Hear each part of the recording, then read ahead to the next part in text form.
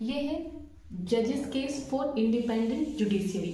तो ये आया था इंडिपेंडेंट जुडिशरी को, ये सवाल उठा था किसके ऊपर? अपॉइंटमेंट के ऊपर। जब अपॉइंटमेंट की बात हुई थी तो उस time president of India appointment करते हैं। आर्टिकल 124 के अनुसार जो अपॉइंटमेंट होता है जजेस का, वो कौन कौन करते हैं? President of India.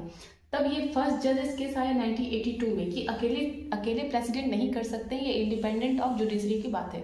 तो इसमें कहा गया था कि जब भी जो प्रेसिडेंट ऑफ इंडिया है जज का अपॉइंटमेंट करेंगे तो किससे कंसल्टेशन लेंगे? चीफ जस्टिस ऑफ इंडिया से। तो ये था फर्स्ट जज केस 1982 में। फिर भी जो कंसल्टेशन होगा, जो chief justice of India consult करेंगे, वो बाइंडिंग नहीं होगा प्रेसिडेंट के ऊपर में। तो फिर ये बात को लेकर के भी पूरी तरह से इंडिपेंडेंट ऑफ जुडिशरी नहीं हो पाया। इस वजह से सेकंड जज केस आया। सेकंड जज केस ये आया 1993 में, 82-93। इसमें इसी से सेकंड जज केस से कॉलेजियम सिस्टम आया था। कॉलेजियम सिस्टम में क्या कहा गया था? इसमें दो बातें कही गई थी। पहली बात आपको ये बात याद रखना है कि इसमें कहा गया था जो सीनियर मोस्ट जज होंगे वही चीफ जस्टिस ऑफ इंडिया होंगे। पहली बात ये हो गया था। चलो ठीक है, ये अपॉइंटमेंट प्रेसिडेंट कर देंगे जो सीनियर मोस्ट जज होंगे सुप्रीम कोर्ट के अंदर। नेक्स्ट ये बात कही गई थी कि अपॉइंटमेंट ऑफ अब जो अदर जज का अपॉइंटमेंट कैसे होगा? Chief justice of India to senior most जज of supreme court, to senior most जज। तो यहाँ से ये कॉलेजियम सिस्टम बन गया, एक ग्रुप बन गया। कॉलेजियम मतलब ग्रुप बन जाना। तो ये क्या करेंगे? प्रेसिडेंट को कंसल्ट लेंगे प्रेसिडेंट इनसे, chief justice of India to senior most जज से, तब अपॉइंटमेंट होगा अदर जज का।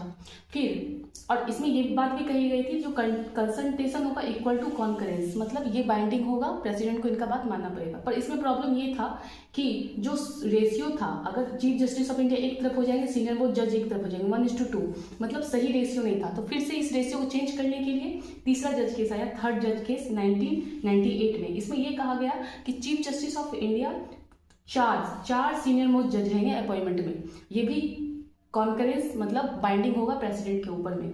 तो ये इसमें बस थर्ड जज केस में क्या कहा गया था? सीनियर मोस्ट जज और 4 सीनियर मोस्ट जज रहेंगे अपॉइंटमेंट ऑफ सुप्रीम कोर्ट जज। फिर तीसरा था फोर्थ जज केस आया।